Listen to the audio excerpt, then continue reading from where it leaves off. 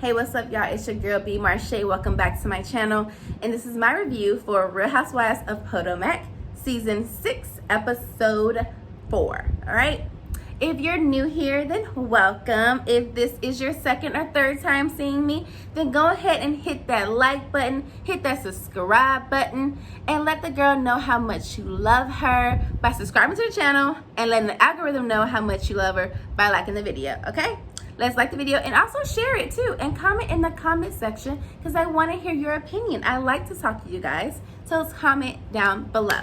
All right, let's get into the review. Alrighty. Oh, Jesus. Let's get started with Giselle and Robin are doing a podcast. You guys know this. They announced it on The Breakfast Club maybe a few months back. And it's called Reasonably Shady because Giselle's a shady one and Robin's the reasonable one. Or more like Robin's up your asshole. And you know, hey, whatever. But Giselle is trying to convince all of us that her and Jamal are or was a thing, and no one believes her, not even her best friend Robin, who is so far up her asshole that we can't even find her anymore. She is so far up there. We can't Robin we can't find her no more, y'all. She's up there. But anyway, she has convinced her stylist that they can be a thing. She needs her man to be 8 minutes away, even though Jamal has always lived in Atlanta and she has always lived in, well, not in Potomac, but close to Potomac, and they have never lived in the same city for these last few years. So what is the big deal now? COVID? That's your excuse. But everybody blame everything on COVID, honey. Everybody blame everything on COVID. Girl, please. Let's move on. While they're there, Giselle decides to invite Mia to brunch or to get drinks because they want to get to know Mia, and they do it in a very shady way, and let's invite Mia through a text message. I think it's a group message between Giselle, Robin, and Mia, and they're like, oh, can you come but don't bring Karen? That wasn't needed, and we're going to talk about that a little bit later about how Mia felt about that little don't bring Karen comments. Let's move over to Michael and Ashley. Ashley's getting ready to pop. Michael is on bag duty for the hospital. He's like ready to go, like contractions, let's go. He's being really cutesy right now. I kind of liking this Michael. The less Michael we get, the more he's likable. You don't need a lot of Michael. You gotta take Michael in doses, like a shot. They're at dinner, and he brings up how he wants to start a new business. He wants to get into the producing of movies, and Ash is like, where the hell did that come from? And why would we do that? Like, isn't that a little risky? It's a business that we don't know nothing about. And he's like, I know what I'm doing. Basically, this is my money. And she's like, well, we kind of need to save money for the kids. We have 2 children on the way. We should be talking about the kids, not about you wanting to take our money and risk it on some movie production. I don't know about this, but I don't know. We watched them do the restaurant, and that was a failure. So I'm with Ashley. I would take this movie production business a little bit more seriously and come in with a little bit more caution, because who knows if this is going to be a big failure or not. You don't know nothing about producing movies, last time I checked, but okay. Michael says he knows he's doing. We'll see. We see Karen in the kitchen about to burn some food as usual. And she's talking to Raven, and Raven is in New York, and she is working on her business. And they say Raven's doing really well in New York. She's, I guess, an executive for a company. So she is living her life, being on her grown woman-ish, yes. And she's really praising her mom for the fact that she's trying to bring notice to her hometown. We seen last year that Karen was doing that. She really wants to bring notice to the little rustic towns that no one really cares about. She's talking to one of her cousins about what they can do to actually bring some more notice to the town, like Wi-Fi and stuff like that. Things that bigger cities have. She wants to start bringing it to the smaller cities as well. Let's move over to Mia. Mia's at work, on her boss lady-ish, and her son calls her, and he lets her know that he wants her to take him to practice. And she's like, well, I can't this time, Papa, I call him Papa G. That's his name for me, Papa G. Papa G has to take you. And he's like, oh, why do I have to take you? He wants you to take him, he wants to spend that quality time with you. And she's like, well, I have to work. And he was like, you need to really prioritize your schedule better. Like, some things needs to be like put on the back burner, and taking your son to practice is important. And I do agree it needs to be more important, but being a mommy and being a boss is kind of, I guess, hard to balance those two things. And so he can give her some slack. Like, I can understand the baby wants to spend time with me. I get it, but mommy also has a business to run because you are retired. So I am over this business failure, then you really be up my butt. So, we have to figure out how to prioritize better. Anyway, moving to Robin, Skylar, I finally got it right, y'all. Skylar and Wendy, and they're going to go work out in the cold in the park. Yeah, I wouldn't have done that. Sorry, I have my nice little Peloton over there. That's what she's gonna get her workout on, and not get Peloton on the television. Yeah, we're working out at home. During their workout, it looked like they had a pretty decent workout. Skylar is not very skinny. People don't mean that you're healthy, okay? And she was huffing and puffing like they just ran a mile. Girl, you didn't even do that much work. Okay. Candace calls and invites them to a pajama party at her townhouse because she sold it, and so it's her going away party for her townhouse, and she wants them all to come. She invited everybody, including Mia as well as Karen. Skyla was talking about the party they just went to, the pamper party for Ashley, and she thinks that Mia is messy and she should name herself Messy Mia because she was in a whole bunch of mess. And I'm like, Skyla, you are new. Calm down, ma'am. We don't even know you that well. I don't even know your last name. Calm down, Missy. We have a split screen, which I hate split screen, but I do this every episode. So it's between Robin and Mia. We see Mia at Mia's house, and I always could say Candace. Karen is over there, and Karen is telling them about the party, the pamper party, and how things got a little heated. And they talk about, Karen says that Giselle loves to say that she doesn't have any friends, but she's cool with most of the girls. Like, she's fine with most of them. She even doesn't have a problem with Robin. She just hates the fact that Robin's up Giselle's bush. Like, that's her whole thing with it. And Mia's like, oh, I have a problem with Robin. And she's like, well, I thought you guys were fine. What happened? She's like, well, Giselle sent me this text message, which we've seen in the very beginning of the episode. And she's basically said, inviting me to drinks, but don't bring Karen. And so Mia's response was basically, I don't have anything to talk to you about. And if you want to book an appointment with me, I can give you my assistant's number. Okay. Robin responds and says, why are you being so rude? And this is how you treat people who try to get to know you. Am I missing something? Mia responds again and says to Giselle, since my message was directed to you, I'm sorry if what I said was rude, but I was being direct. And Giselle did not respond because, she already got her pit bull responding for her anyway. And Robin thinks that Karen is influencing Mia. And I'm like, no, she's not, because Karen didn't give two craps about her getting you guys numbers. She even said when they were sitting right there, maybe later on, that you and Giselle can have a sit down and really kind of kiki together. Like, she's not giving Mia bad information, even though we can watch the show and tell you, y'all need to come at y'all with a grain of salt because y'all don't be having no good intentions. But, Mia's whole point was, I don't like the fact that you're giving me stipulations on who I can and cannot bring to drinks. This was at Giselle's house. Then I would say, yes, she should give you some stipulations because it's at her home. But I don't think it's going to be at her home. I think it's going to be at a particular location, like most things are.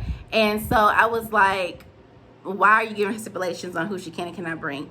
Just because Karen can brought her to the group doesn't mean that she's going to actually bring Karen to drinks.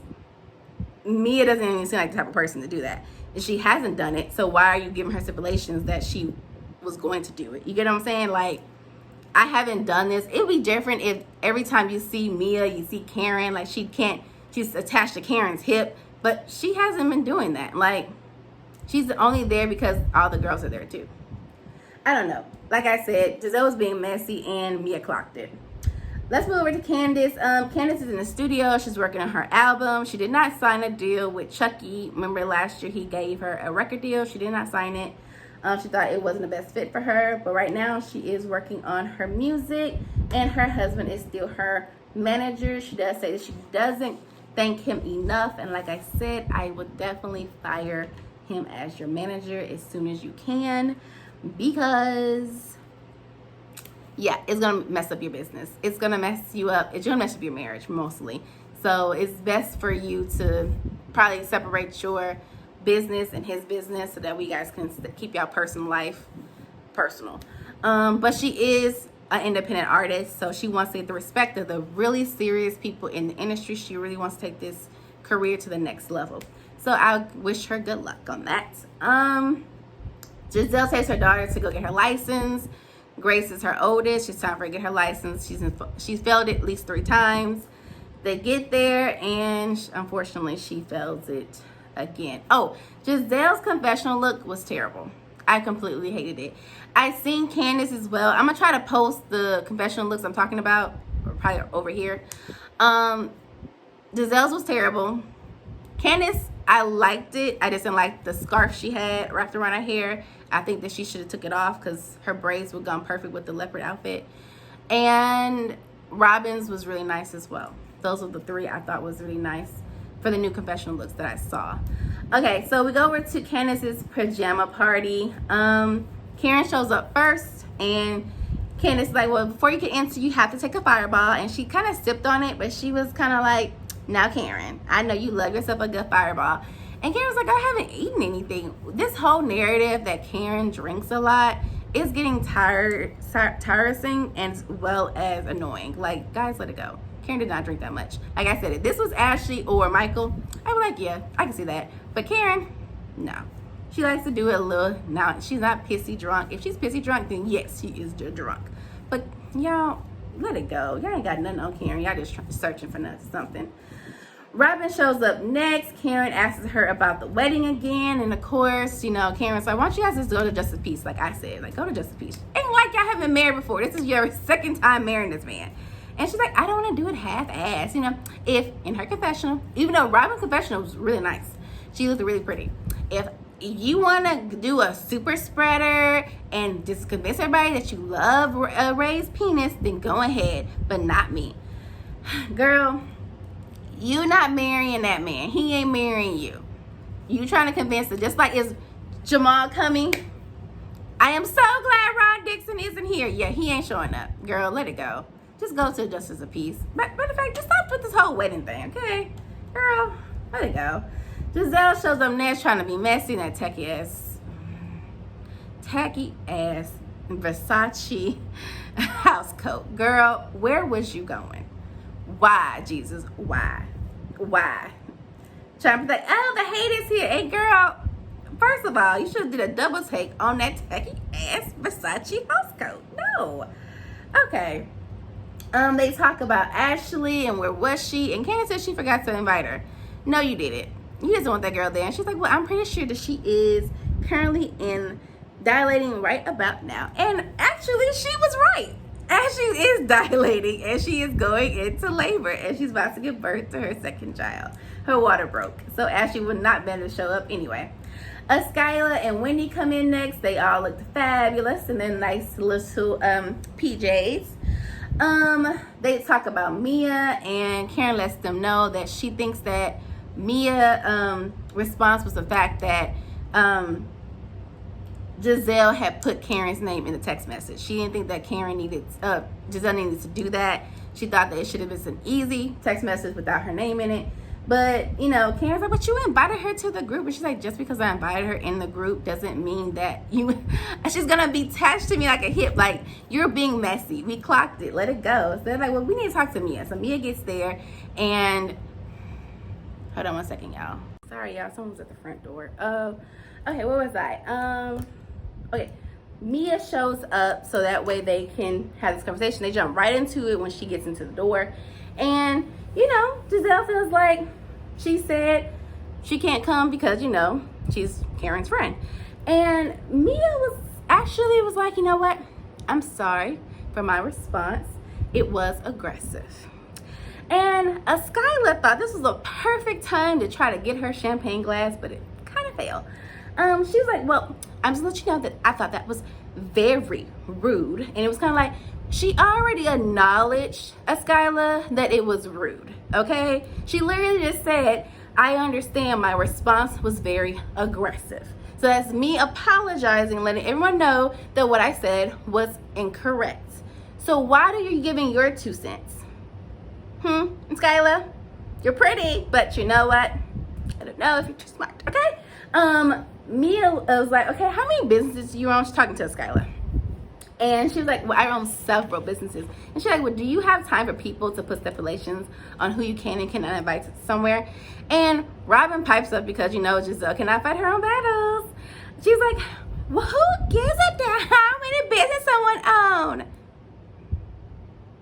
I literally said why I asked that question. Like, why are you guys repeating what? What is this today? Like, me repeat myself today? I'm not repeating nothing. So, Wendy tried to give her 2 cents talking about, when you're in a girl group, you have to move differently. Yeah, Wendy, you didn't do that when Monique was there. So let's pipe that in too, by the way. Yeah, I said it. We were all thinking it. Candace was like, you know what?